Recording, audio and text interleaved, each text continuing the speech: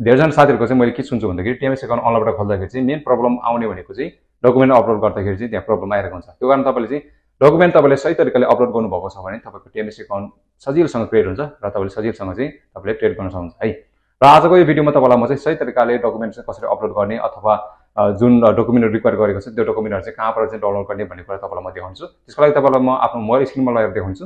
म चाहिँ आफ्नो मोबाइल स्क्रिनमा आइसकेको छु। तपाईले यहाँ देख्न सक्नुहुन्छ डकुमेन्ट्स अपलोड भनेको छ। डकुमेन्ट अपलोडमा चाहिँ तपाईले यहाँ देख्न सक्नुहुन्छ पहिलो नम्बरमा छ केवाईसी फर्म तपाईले यसमा अपलोड गर्नुपर्ने भयो र दोस्रोमा छ डिमेट कन्फर्मेसन लेटर चाहिँदैछ। डिमेट कन्फर्मेसन लेटर भनेको पनि हामी चाहिँ मेरो शेयरबाट चाहिँ तपाईले चाहिँ यसलाई डाउनलोड गर्नुपर्ने हुन्छ र त्यो चाहिँ तपाईले यसमा अपलोड गर्नुपर्ने हुन्छ। र त्यसपछि नम्बर 3 मा छ सिटिजनशिप सर्टिफिकेट भनेको छ। यो भनेको चाहिँ तपाईको नागरिकताको फ्रन्ट साइड र ब्याक साइडको फोटो तपाईले यसमा चाहिँ अपलोड गर्नुपर्ने हुन्छ।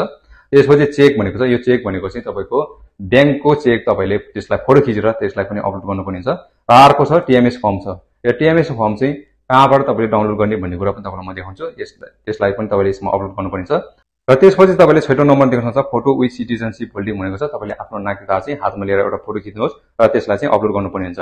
यसरी तपाईले यो 6 वटा डकुमेन्टहरु तपाईले चाहिँ सही तरिकाले अपलोड गर्नुभयो भने तपाईको टीएमएस एकाउन्ट चाहिँ सजिलोसँग चाहिँ क्रिएट हुन्छ। अब तपाईलाई चाहिँ म प्र्याक्टिकली डाउनलोड गरेर पनि देखाउँछु। त्यसको लागि तपाईले कुनै पनि एउटा ब्राउजर ओपन गर्नुहोस्। म चाहिँ क्रोम ब्राउजरमा आइसकेको छु र सर्चमा तपाईले जानुपर्ने हुन्छ। सर्चमा तपाईले चाहिँ sharesansar.com भनेर तपाईले सर्च गर्नुपर्ने हुन्छ। म चाहिँ यहाँ चाहिँ sharesansar.com भनेर टाइप गरेको छु। अब यसलाई म सर्च गर्दिन्छु। यसलाई सर्च गर्ने बित्तिकै तपाईले यहाँ देख्नुभयो होला ब्रोकर लिस्ट भनेर तपाईले यहाँ फर्स्टमै देख्नुभयो होला। यो ब्रोकर लिस्ट भनेको छ। यो ब्रोकर लिस्ट भनेको चाहिँ नेपालमा जति पनि ब्रोकरहरु छ त्यो सबै ब्रोकर लिस्टहरु तपाईले यहाँ देख्न सक्नुहुन्छ है। टोटल नेपालमा चाहिँ कतिवटा ब्रोकर लिस्ट रहेछ भन्दाखेरि 153 वटा चाहिँ ब्रोकर रहेछ नेपालमा। भनेपछि तपाईले 153 वटा ब्रोकरमा तपाईले चाहिँ कुन ब्रोकरबाट तपाईले खोल्दै हुन्छ त्यो ब्रोकरको वेबसाइटमा गएर चाहिँ तपाईले त्यो डकुमेन्ट चाहिँ डाउनलोड गर्न सक्नुहुन्छ। अब त्यो डकुमेन्ट डाउनलोड गर्नको लागि वेबसाइटमा हामी जानुपर्ने भयो। मानौ तपाईहरु चाहिँ ब्रोकर नम्बर 1 बाट तपाईहरु चाहिँ टीएमएस एकाउन्ट खोल्दै हुनुहुन्छ भने ब्रोकर नम्बर 1 को वेबसाइटमा जानुपर्ने हुन्छ। त्यसको लागि तपाईले चाहिँ हल्का स्क्रल गरेर तपाईले यसरी साइड लानुभयो भने तपाईले साइडमा देख्न सक्नुहुन्छ वेबसाइट तपाईले देख्नुभयो होला। यो वेबसाइटमा तपाईले जानुपर्ने हुन्छ। अब यो वेबसाइटमा तपाईले क्लिक गर्नुभयो भने तपाईले चाहिँ डकुमेन्टहरु तपाईले चाहिँ डाउनलोड गर्न सक्नुहुन्छ। सबै ब्रोकरको तपाईले देख्नुभयो होला वेबसाइट कुन ब्रोकरबाट तपाईले खोल्दै हुन्छ त्यो ब्रोकरको वेबसाइटमा गएर तपाईले चाहिँ डकुमेन्ट तपाईले डाउनलोड गर्न सक्नुहुन्छ। मानौ हामी चाहिँ 1 नम्बरबाट खोल्दै छौं भने 1 नम्बरको यो वेबसाइटमा हामी क्लिक गर्छौं। म यसमा क्लिक गरेको छु र यसमा क्लिक गर्नेबित्तिकै तपाईले यहाँ देख्न सक्नुहुन्छ कुमारी सेक्युरिटी प्राइभेट लिमिटेडको यो पेज खोलेको छ। अब यसलाई तपाईले स्क्रल गरेर डाउनलोड गर्नुभयो भने लास्टमा तपाईले देख्नुभयो होला डाउनलोड्स भनेर अप्सन तपाईले देख्नुभयो होला। यसमा क्लिक गरिदिनुहोस्। म अब यसमा क्लिक गर्छु र यसमा क्लिक गर्ने बित्तिकै तपाईले अब हामी चाहिँ केवाईसी फर्म डाउनलोड गर्नुपर्ने भयो। केवाईसी फर्म डाउनलोड गर्नको लागि तपाईले यहाँ देख्न सक्नुहुन्छ फर्म केवाईसी इन्डिभिजुअल भनेको छ। यसलाई तपाईले डाउनलोड गर्नु होला। म यसमा क्लिक गर्छु। त्यसपछि डाउनलोडको अप्सन आएको छ। डाउनलोडमा क्लिक गरिदिनु होला। त्यसपछि जस्ट नाउ गरिदिनुस्।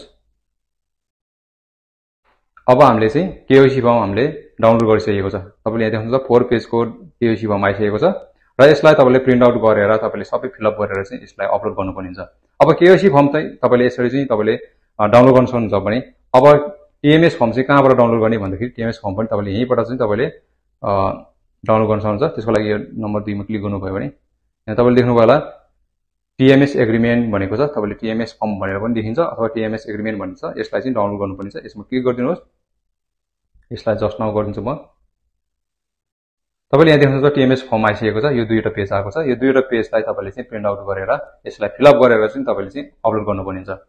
यसरी चाहिँ तपाईले चाहिँ टीएमएस फर्म र केवाईसी फर्म चाहिँ यसरी ब्रोकरको वेबसाइटमा गएर चाहिँ तपाईले आफ्नो डकुमेन्टहरु चाहिँ तपाईले डाउनलोड गर्न सक्नुहुन्छ भने अब तेस्रो नम्बरमा रहेको जुन डकुमेन्ट छ डिमेट कन्फर्मेसन लेटर त्यो चाहिँ कहाँबाट चाहिँ डाउनलोड गर्ने भन्ने कुरा तपाईलाई त्यसको लागि देखाउनका लागि चाहिँ तपाईले आफ्नो मेरो शेयर एप तपाईले ओपन गर्नुहोस्। म चाहिँ आफ्नो मेरो शेयर एप ओपन गरेको छु र तपाईले पनि आफ्नो मेरो शेयर एप ओपन गर्नुहोस् र अब हामी चाहिँ डिमेट कन्फर्मेसन लेटर चाहिँ कसरी डाउनलोड गर्ने भन्ने कुरा देखाउन गइरहेको छु है। त्यसको लागि तपाईले चाहिँ आफ्नो मेरो शेयरमा यो युजर नेम र पासवर्ड राखेर तपाईले लगइन गर्नुहोस्। मैले चाहिँ आफ्नो युजर नेम र पासवर्ड राखेको छु। अब म यसलाई लगइन गर्छु र लगइन गरिसकेपछि अब तपाईले चाहिँ आफ्नो डिमेट कन्फर्मेसन लेटर डाउनलोड गर्नका लागि तपाईले यसमा मोर भन्ने तपाईले अप्सन देख्नुभयो होला। यसमा क्लिक गरिदिनु होला।